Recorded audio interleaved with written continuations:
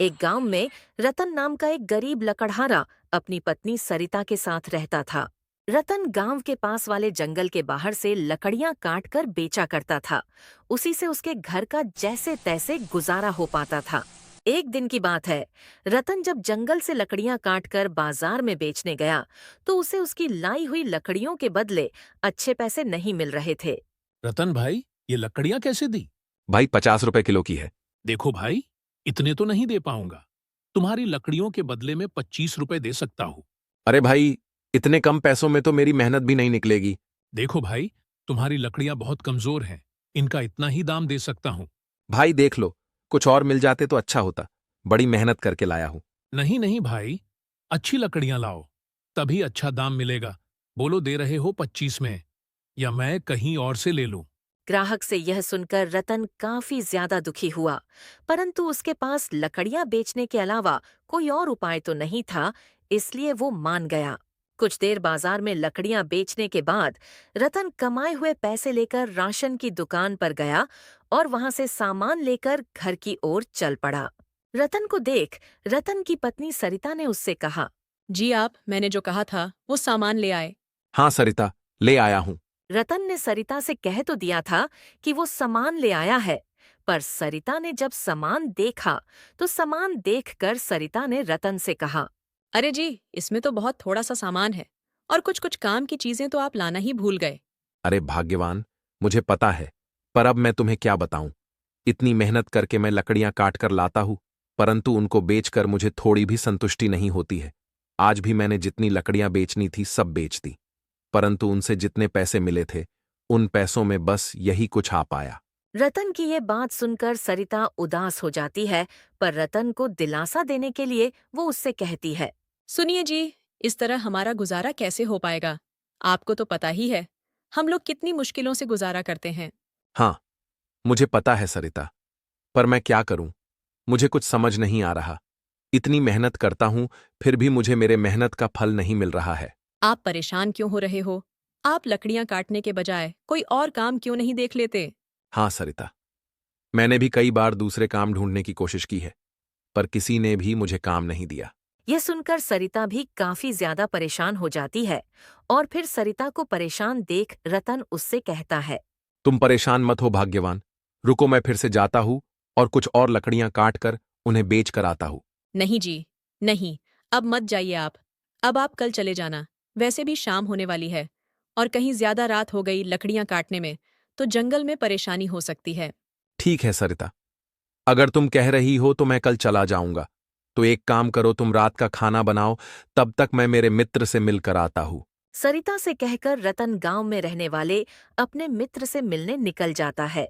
रतन का मित्र श्याम भी उसकी तरह लकड़ियां काटा करता है और उसके परिवार का खर्च भी लकड़ियां बेचकर जो पैसे आते हैं उन्हीं से चलता है। और रतन भाई, क्या हाल चाल है? आज बड़े उदास दिख रहे हो। सब ठीक तो है? क्या बताऊं श्याम भाई, दिल बहुत भारी है। इतनी मेहनत करता हूं जंगल में, पसीना बहाता हूं, मगर जब लकड़ियां बेचने जाता हूं तो लोग 2 कौड़ी की कीमत लगाते हैं। आज भी सिर्फ 25 रुपये किलो मिले। घर का खर्च चलाना मुश्किल हो गया है। हाँ रतन, मैं भी यही सब झेल रहा हूँ। लकड़ियों की कीमत गिरती जा रही है और महंगाई बढ़ती जा रही है। अब तो यही डर लगता है कि कहीं बच्चों को भूखा न सोना पड़े। सही कह रहे हो भाई। सरिता भी बहुत परेशान हो जाती है। आज उसने कुछ सामान लाने कहा था, मैं अभागा, वो भी नहीं ला पाया उसके लिए। क्या करें, कोई और रास्ता भी तो नहीं सूझता। ऊपर से लकड़ियां बेचने जाओ तो सब कहते हैं अच्छी लकड़ियां लाओ। अब तुम ही बताओ, हम इतनी मेहनत करके लकड़ियां लाते हैं, वो क्या अच्छी नहीं है? अब उनको चाहिए मजबूत लकड़ियां। अब ऐसी लकड़ियों के लिए तो हमें जंगल के अंदर से लकड़ियां लानी पड़ेगी, और तुम तो जानते ही हो कि जंगल के अंदर तरह तरह के जंगली जानवर है। हाँ रतन भाई, जंगली जानवर तो होंगे, पर अब वही अच्छी लकड़ियां मिलेंगी। क्योंकि जहां से हम लकड़ियां लाते हैं, वैसे भी वहां के सारे पेड़ तो लगभग कट ही चुके हैं। और जो बचे कुचे हैं, उनको देख के लगता तो नहीं है कि उनकी अच्छी कीमत मिलेगी। श्याम की यह बात सुनकर रतन काफी ज्यादा परेशान हो जाता है, क्योंकि श्याम बिल्कुल ठीक कह रहा था। जहां से रतन सारी लकड़ियां काट कर लाता था, वहां के लगभग सारे पेड़ तो कट चुके थे। अब उसे जंगल के अंदर से ही लकड़ियां मिल सकती थीं। अगली सुबह रतन कुल्हाड़ी लेकर लकड़ियां काटने निकल जाता है, परंतु जब वो वहां पहुंचा तो उसने देखा कि सारे झाड़ तो कट चुके हैं। बस कुछ गिने चुने बचे हैं, पर वो उसके काम लायक नहीं थे। अरे, यहां तो अब पेड़ ही नहीं बचे हैं। मैं लकड़ियां कहां से काटूं? श्याम सच ही कह रहा था। अब तो जंगल के अंदर ही जाना पड़ेगा। लेकिन क्या जंगल के अंदर जाना सही रहेगा? वहां तो बहुत सारे जंगली जानवर होंगे जो काफी खतरनाक हो सकते हैं। रतन वहीं खड़े खड़े सोचने लगता है और फिर कुछ देर सोचने के बाद उसने कहा, अगर मैं आज जंगल के अंदर नहीं गया तो आज मैं अपने घर पैसे नहीं ले जा पाऊंगा, और अगर पैसे नहीं होंगे तो फिर घर का गुजारा कैसे होगा? यही सोचकर रतन जंगल के अंदर जाने की सोच लेता है और फिर कुछ देर चलते चलते वो जंगल के अंदर पहुंच जाता है। रतन जंगल के अंदर पहुंच तो गया था, परंतु जब उसने इधर उधर पेड़ देखे तो उसे वहां कोई भी अच्छा पेड़ दिखाई नहीं दिया। अरे, यहां पर भी कोई मजबूत पेड़ दिखाई नहीं दे रहा है जिससे मैं लकड़ियां काट कर ले जा सकूं। लगता है मुझे और अंदर जाना पड़ेगा। यही सोचकर रतन जंगल के और अंदर चला जाता है, परंतु जंगल के इतने अंदर आकर उसे डर भी लगने लगा था, क्योंकि यहाँ पर जंगली जानवर हो सकते थे। अभी वो कुछ दूर और चला ही था कि तभी उसे एक आवाज सुनाई देती है। बचाओ बचाओ, कोई तो मुझे बचाओ। किसी के चिल्लाने की आवाज को सुनकर रतन चौंक जाता है। अरे, इस भयानक जंगल में ये कौन बचाओ बचाओ चिल्ला रहा है? रतन बिना कुछ सोचे जिस जगह से चिल्लाने की आवाज आई थी, जंगल के उस हिस्से की तरफ चल पड़ता है। वहां पहुंचकर उसने देखा कि एक जाल में खरगोश फंसा हुआ था और वहीं खरगोश बचाने के लिए आवाज लगा रहा था। पहले तो रतन डर जाता है, पर फिर भी वो उस खरगोश के पास जाकर उससे कहता है, अरे, तुम तो एक खरगोश हो ना, तो तुम बोल कैसे सकते हो? और तुम्हें इस जाल में किसने कैद किया है? मैं तुम्हें सब कुछ विस्तार से बताऊंगा। पहले तुम इस जाल को मुझ पर से हटाकर मेरे प्राणों की रक्षा करो, वरना मैं मर जाऊंगा। खरगोश को इस तरह जाल में बंद देखकर रतन को बुरा लगने लगा। इसलिए रतन ने उस खरगोश को उस जाल से आजाद कर दिया। पर खरगोश के आजाद होते ही वहां अचानक काले बादल उठने लगते हैं और उन बादलों के बीच वह खरगोश एक जिन में बदल जाता है। खरगोश को जिन बनते देखकर रतन बुरी तरह से डर जाता है। अरे, तुम तो एक जिन हो। हाँ, सही कहा। मैं जिन हूं, और वो भी ऐसा वैसा नहीं। मैं इस जंगल का सबसे शक्तिशाली जिन हूं, और अब मैं तुम्हें जिंदा नहीं छोड़ूंगा। मैं तुम्हें खा जाऊंगा। अब रतन की हालत और खराब हो जाती है, क्योंकि उसने खरगोश की मदद करके खुद के पैरों पर कुल्हाड़ी मारने वाला काम कर लिया था। पर वो किसी तरह अपने डर को छुपाता है और उस जिन से कहता है, अरे, ये तुम क्या कह रहे हो? क्या तुम भूल गए? मैंने तो तुम्हें आजाद किया है इस जाल से, और तुम मुझे ही खा जाओगे। ठीक है, तुमने मेरी जान बचाई है, इसीलिए मैं तुम्हें जीने का एक मौका देता हूं। मैं तुम्हें आज नहीं खाऊंगा, पर अगर तुम मुझे आज के बाद यहां दिखाई दिए तो मैं तुम्हें मार कर खा जाऊंगा। जिनकी यह बात सुनकर रतन काफी ज्यादा परेशान हो जाता है और जैसे तैसे वहां से भाग जाता है। रतन जैसे ही उस जिन से बचकर उस जंगल से बाहर आता है तो उसे वहां एक साधु महाराज दिखाई देते हैं, और साधु ने जब रतन को इतना परेशान और डरा हुआ देखा तो उसने रतन से पूछा, क्या हुआ बेटा? तुम इतने डरे हुए क्यों लग रहे हो? कोई परेशानी है क्या? हाँ महाराज जी, हाँ। अभी मैं एक जिन्न को आजाद करके आया हूं और किसी तरह से बच बचाकर वहां से जिंदा वापस लौटा हूं। इसी वजह से इतना डरा हुआ हूं। क्या तुमने उस जिन्न को आजाद कर दिया? पर मैंने तो उसे खरगोश बना दिया था। साधु की बात को सुनकर रतन समझ जाता है कि इन्हीं ने उस राक्षस को कैद किया था। इसलिए रतन ने साधु महाराज को जंगल में घटी सारी बात बताई, जिसे सुनकर साधु ने रतन से कहा, बेटा, यह तो तुमने अनर्थ कर दिया है। उस जिन्न ने जंगल में कई दिनों से उत्पाद मचा रखा था, इसलिए मैंने उसे खरगोश बनाकर कैद कर दिया था, ताकि जंगल में फिर से शांति आ जाए। हे भगवान, अब मैं क्या करूं? मुझसे तो बहुत बड़ी भूल हो गई है। बाबा, अब आप मेरी मदद कीजिए। मुझसे जो गलती हुई है वो जाने अनजाने में हुई है। बेटा, तुम चिंता मत करो, उसे दोबारा फिर से कैद किया जा सकता है। यह कहकर साधु महाराज ने रतन को भभूति दी और उससे कहा, बेटा, यह लो भभूति। अगर कहीं मुझसे पहले वह तुम्हें दिखाई दे जाए तो तुम इस भभूति का इस्तेमाल कर लेना। अगर तुमने इसे उसे खिला दिया तो वह तुम्हारे वश में हो जाएगा और यदि इस भभूति को उस राक्षस पर डाल दिया तो वह फिर से खरगोश बन जाएगा। लेकिन ध्यान रखना, इसे खाने से वह अधिक समय तक तुम्हारे वश में नहीं रहेगा, इसलिए जैसे ही मौका मिले यह भभूति उसके ऊपर फेंक देना। साधु बाबा की यह बात सुनकर रत्न काफी ज्यादा खुश हुआ, क्योंकि उसे पता था आज नहीं तो कल उसे लकड़ियां काटने इस जंगल में आना ही होगा, और अगर उस समय यदि वो जिन्न उसके सामने आ जाएगा तो यह भभूति उसके बहुत काम आएगी। फिर क्या था, साधु बाबा से भभूति लेकर रतन अपने घर आ गया। अगले दिन सुबह होते ही रतन ने अपने हौसले को समेटा और हाथ में कुल्हाड़ी और साधु महाराज की दी हुई भभूति लेकर फिर से जंगल की ओर चल पड़ा। उसे अब डर तो था, लेकिन अब उसके पास उम्मीद भी थी। उम्मीद उस भभूति की जो शायद इस बार उसे बचा सकती थी। अभी रतन जंगल में गया ही था कि वहां वो जिन्न फिर से उसके सामने आ जाता है। तू आज फिर यहाँ आया। मैंने मना किया था ना कि यहाँ मत आना। हाँ, मुझे याद है तुमने मुझे मना किया था यहाँ आने से, पर मैं क्या करूं? ये पापी पेट और परिवार की भूख मुझे चैन से बैठने नहीं देती। मुझे कुछ अच्छी और मजबूत लकड़ियां चाहिए जो सिर्फ इस जंगल के भीतर ही मिलती हैं। लकड़ियां काटनी है? पर कैसे काटोगे? क्या तुम्हें दिखाई नहीं देता? यहाँ तो बहुत बड़े बड़े पेड़ हैं जिनकी जड़ें सदियों पुरानी हैं। उन्हें काटना तुम्हारे इंसानी हाथों के बस की बात नहीं। हाँ, ये तो मुझे भी पता है, इसलिए जरा तुम मेरी कुल्हाड़ी पकड़ लो। रतन की ये बात सुनकर जिन्न ने उससे गुस्से में कहा, अरे क्यों? मैं क्यों पकड़ूं तुम्हारी कुल्हाड़ी? लगता है तुम भूल गए हो, मैंने कल तुम्हें बचाया था, तो क्या तुम मेरा इतना सा काम नहीं कर सकते हो? रतन की ये बात सुनकर जिन्न कुछ देर सोचने लग जाता है और फिर रतन से कहता है, ठीक है, कल तुमने मेरी जान बचाई थी, इसलिए मैं तुम्हारी मदद कर देता हूँ। लाओ तुम्हारी कुल्हाड़ी मुझे दो। जिन्न ने जैसे ही रतन की कुल्हाड़ी अपने हाथ में ली, उसे ये काफी हल्की लगी। तुम इस कुल्हाड़ी से लकड़ियां काटते हो? ये तो काफी हल्की है। ये तुम्हारे लिए हल्की है क्योंकि तुम इतने शक्तिशाली हो। क्यों ना तुम मुझे अपनी शक्ति का प्रदर्शन करके दिखा दो एक बार। यह सुनकर जिन्न को काफी ज्यादा गुस्सा आया, पर कल की बात सुनकर जिन्न ने रतन के लिए फटाफट से 4-5 पेड़ काट दिए और उससे कहा, लो तुम्हारे पेड़ काट दिए हैं, अब ठीक है ना? हाँ ठीक है, पर क्या तुम इन्हें मेरे घर तक पहुंचा सकते हो? क्योंकि तुमने तो 4-5 पेड़ काट दिए, मैं कैसे ले जाऊंगा? तुमने क्या मुझे अपना नौकर समझ रखा है जो सारा काम मुझसे करवा रहे हो? अरे नहीं नहीं, नौकर नहीं, आप तो हमारे राजा की तरह है, क्योंकि आपके इतना शक्तिशाली तो मैंने आज तक किसी को नहीं देखा। अगर आप मेरी मदद करोगे तो आपका नाम होगा।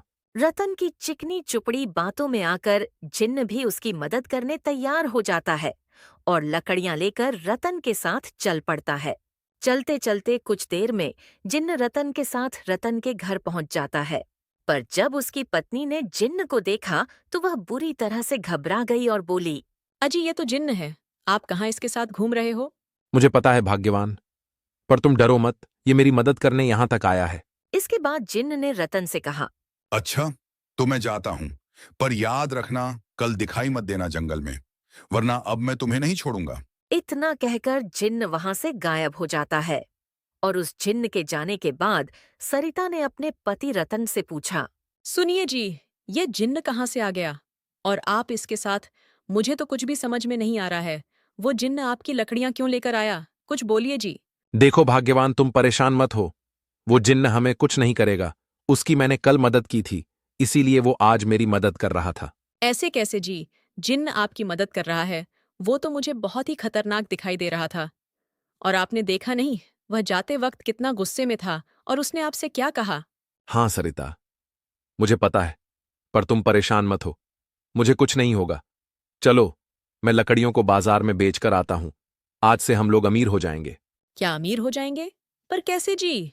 अरे क्योंकि अब रोजाना यही जिन्न लकड़ियां काट कर लाया करेगा, और वो जो लकड़ियां काट कर ला रहा है वो बहुत मजबूत है और उनकी बाजार में बहुत अच्छी कीमत मिलेगी। जिन्न लकड़ियां काट कर लाएगा? मुझे तो यकीन ही नहीं हो रहा है। आप ये सब क्या बहकी बहकी बातें कर रहे हैं? तुम रहने दो सरिता, तुम आराम करो, मैं चला बाजार लकड़ियां बेचने। इसके बाद रतन ने लकड़ियां उठाई और बाजार की ओर चल पड़ा।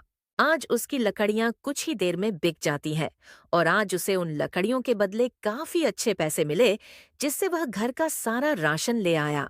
इतने सारे राशन को देखकर सरिता काफी ज्यादा खुश हुई, क्योंकि आज पहली बार घर में इतना सारा राशन आया था। सच कह रही हूँ, आज मैं बहुत खुश हूँ जी, क्योंकि आज आप तो पूरे महीने का राशन एक ही बार में ले आए हो। भाग्यवान, अभी तो ये कुछ भी नहीं है। अब तो तुम बस देखते रहना, ये सब तो आता ही रहेगा। तुम चिंता मत करो। अगली सुबह रतन फिर से जंगल पहुंच जाता है। जंगल में आने के बाद वहां लकड़ियां काटने लगता है। जब रतन लकड़ियां काट रहा था, तभी वो जिन्न फिर वहां प्रकट हो जाता है। तेरी हिम्मत कैसे हुई यहाँ आने की? मना किया था ना, फिर भी चला आया। तुझे मुझसे डर नहीं लग रहा है क्या? अरे, वह तो मैं आपको धन्यवाद कहने के लिए आया था। कल आपने जो लकड़ियां काट कर दी थीं, उन्हें बेचकर मुझे बहुत मुनाफा हुआ था, तो सोचा आपको धन्यवाद कराता हूँ। मुझे तेरे धन्यवाद की जरूरत नहीं है। मेरे तरफ से धन्यवाद नहीं स्वीकार कर सकते हो तो कम से कम मेरी पत्नी ने जो आपके लिए भोजन भेजा है उसे तो ग्रहण कर लो। नहीं, मैं सिर्फ मांस खाता हूँ, न कि ये घास फूस वाला खाना। हाँ, मैंने उसे यही बताया था कि आप मांस खाते हो, पर उसने कहा है कि अगर आप ये खाना खाओगे तो आपको ताकत मिलेगी। और वैसे मेरी पत्नी के हाथ में जादू है, उसके हाथ का खाना बहुत लाजवाब होता है। अच्छा, ऐसी बात है। ठीक है, लाओ मैं खा लेता हूँ। यह सुनकर जिन्न ने खाना खा लिया, पर रतन ने उसे जो खाना खिलाया उसमें उसने साधु बाबा की भभूति मिला दी थी, और उस भभूति को खाने के कारण जिन्न अब रतन के वश में हो गया था।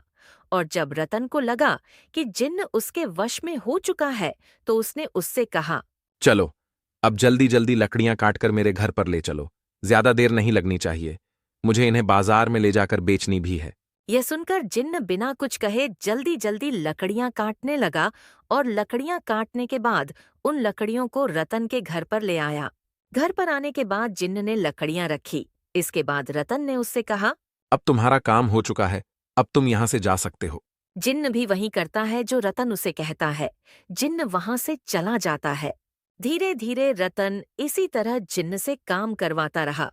ये देखकर गांव वाले काफी हैरान थे कि इतना खतरनाक जिन्न रतन की हर बात कैसे मान रहा है। आखिर माजरा क्या है? एक दिन उसके मित्र श्याम ने उससे पूछ ही लिया। अरे भाई, ये मैं क्या देख रहा हूँ, आजकल तुम्हारे साथ एक जिन्न घूमता रहता है और वह तुम्हारी सारी बातें भी मान रहा है। आखिर यह तुमने कैसे किया? कुछ नहीं भाई, बस एक बार उसकी मैंने जान बचा ली थी, तब से वो मेरी सारी बातें मान रहा है। लेकिन तुम बचे रहना, क्योंकि वह जिन्न बहुत ही खतरनाक दिखाई देता है। हाँ, मुझे पता है भाई, पर वो मेरा कुछ नहीं बिगाड़ सकता, क्योंकि मुझे इसकी एक कमजोरी भी पता है। अच्छा, तो इसलिए वो तुम्हारी हर बात मान रहा है और तुम्हारे सारे काम कर देता है। हाँ भाई, वरना तुम ही सोचो, मुझे अगर उसकी कमजोरी नहीं पता होती तो अब तक तो वो मुझे कच्चा चबा जाता। और हाँ, अगर तुम्हें कुछ काम करवाना हो तो बता देना, तुम्हारा भी काम करवा दूंगा। नहीं भाई, रहने दो, मैं तो सारे काम खुद ही कर लेता हूँ। पता लगे काम के चक्कर में जिन्न मुझे ही खा जाए। इतना कहकर श्याम रतन के घर से चला गया। अब रतन काफी प्रसन्न रहने लगा था, क्योंकि अब उसका लकड़ियों का काम काफी अच्छे से चल रहा था। पर धीरे धीरे उसकी भभूति खत्म होने लगी थी। एक दिन इसी तरह रतन बाजार से लकड़ियां बेचकर आता है। उसके घर पर आते ही सरिता उससे कहती है, आप आ गए जी। हाँ, मैं आ गया। वैसे आज खाने में क्या बनाया है? आज मैंने खाने में आपकी मनपसंद सब्जी बनाई है। अब तो हम लोगों के सुकून के दिन आ गए हैं जी। हाँ, ये तो तुम ठीक कह रही हो, पर लग रहा है यह जिन्न ज्यादा दिन तक हमारा काम नहीं करेगा। क्यों आप ऐसा क्यों कह रहे हैं जी? क्योंकि मैं जिस भभूति से जिन्न को वश में करता हूं वह अब खत्म होने वाली है, और जिस दिन वह भभूति खत्म हो गई उस दिन के बाद यह जिन्न हमारा कोई काम नहीं करेगा, बल्कि पता नहीं वह हमें नुकसान भी पहुंचा सकता है या मार भी सकता है। ये बात सुनकर सरिता और रतन काफी ज्यादा परेशान हो गए। तभी सरिता ने रतन से कहा, तो आप एक काम क्यों नहीं करते जी? अगर आपको लगे कि अब इतनी ही भभूति बची है कि अगली बार वह आपके बस में नहीं रहेगा, तो आपके पास जितनी भी भभूति बची हो उसे उसके ऊपर डालकर उसे फिर से खरगोश में क्यों नहीं बदल देते? हाँ सरिता, अब मैं वही करूंगा। जैसे ही मुझे लगेगा कि बस अब जिन्न मेरे बस में नहीं होगा तो मैं उसे खरगोश में बदल दूंगा। देखते देखते समय के साथ धीरे धीरे 1 महीना होने को आया था। और फिर एक दिन रतन जब जंगल जाने वाला था कि तभी सरिता उसे रोक लेती है। रुकिए जी, आप कुछ भूल तो नहीं रहे हो? नहीं तो, मैं तो कुछ भी नहीं भूल रहा हूं। अरे देखिए, आप ये रोटी का डिब्बा ले जाना तो भूल ही गए। आप जंगल में जाकर खाएंगे क्या और जिन्न को देंगे क्या? अरे हाँ हाँ, तुमने बिल्कुल ठीक कहा। लाओ लाओ, इसके बिना तो आज काम ही नहीं होगा। यह कहकर रतन ने रोटी का डिब्बा लिया और जंगल के लिए निकल गया। जंगल में आकर रतन लकड़ियां काटने लगा। अभी वो लकड़ियां काट ही रहा था कि तभी फिर जिन्न ने उसे देख लिया। तुम यहाँ पर क्या कर रहे हो? ये जंगल मेरा है। तुम्हें मना किया था ना यहाँ आने को। तुमने मुझे बचाया, इसका मतलब ये नहीं है कि मैं तुम्हें हर बार छोड़ दूंगा। मुझे पता है, पर मैं तो यहाँ पे लकड़ियां काटने आया हूँ। नहीं नहीं, आज तुम यहाँ से लकड़ियां नहीं ले जा सकते हो, क्योंकि अब मैं तुम्हें छोड़ूंगा नहीं। यह कहकर जिन्न रतन को मारने के लिए उसकी तरफ बढ़ने लगा कि तभी रतन ने उसे फिर से रोटी खाने को कहा। मुझे मारने से पहले लो थोड़ा खाना खा लो, जिससे तुम्हें ताकत मिल जाएगी। ये मेरी पत्नी ने बनाया है, बहुत लाजवाब है। हर बार तो जिन्न उसकी बातों में आकर उसकी भभूति मिली हुई रोटी खा लेता था, पर इस बार उसने मना कर दिया। नहीं नहीं, मुझे नहीं खाना तेरा ये खाना। पता नहीं इसे खाने के बाद मुझे क्या हो जाता है। अरे कुछ नहीं होता है, तुम पहले ये खाना खा लो, तुम्हारे अंदर बहुत ज्यादा ताकत आ जाएगी। रतन के इतना आग्रह करने पर जिन्न ने फिर से उस रोटी को खा लिया और वह फिर से रतन के वश में हो गया। इसके बाद रतन जिन्न से अपने सारे काम करवाने लगा। उसने बड़े बड़े पेड़ों को जल्दी जल्दी कटवाया और उससे कहा। चलो अब इस गट्ठर को उठाओ और इन्हें मेरे घर पर ले चलो। उसके बाद जिन्न ने उस गट्ठर को उठाया और रतन के घर पर ले आया। पर तभी अचानक उस पर से उस भभूति का प्रभाव खत्म हो गया और उसने रतन से कहा। यह मैं क्या कर रहा हूँ? और मैं तुम्हारे साथ तुम्हारे घर कब आया? सच सच बताओ, तुमने मेरे साथ क्या किया? जल्दी बताओ, वरना मैं तुम्हें छोड़ूंगा नहीं। कुछ नहीं किया मैंने, पर अब मैं करूंगा। ये तुम क्या बकवास कर रहे हो? मैं तुम्हें छोड़ूंगा नहीं। इतना कहकर जिन्न रतन को मारने के लिए आगे आया कि तभी रतन ने बची हुई सारी भभूति को जिन्न के ऊपर डाल दी। भभूति उसके ऊपर गिरते ही जिन्न फिर से खरगोश में बदल गया। यह देखकर रतन काफी ज्यादा खुश हुआ और फिर उसने जिन्न से कहा। अब तुम इसी तरह खरगोश के रूप में भटको, तुम्हारा यही दंड है। नहीं नहीं, मुझे आजाद करो, वरना मैं तुम्हें छोड़ूंगा नहीं। नहीं, अब तुम मेरा कुछ भी नहीं बिगाड़ सकते हो। अब जाओ यहां से। ऐसे ही घूमना, तब तुम्हें पता लगेगा दूसरों को दर्द देने में कैसी पीड़ा महसूस होती है। यह सुनकर जिन्न वहां से खरगोश बनकर भाग गया और फिर रतन और उसकी पत्नी सरिता काफी ज्यादा खुश थे और अब रतन आराम से पहले की तरह फिर से अपना जीवन खुशी खुशी बिताने लगा। इस कहानी से हमें ये सीख मिलती है कि मुश्किल हालातों में भी अगर इंसान हिम्मत और समझदारी से काम ले तो वो बड़ी से बड़ी ताकत को भी अपने पक्ष में कर सकता है। बुद्धि, धैर्य और अच्छाई, यही इंसान की सबसे बड़ी ताकत होती है।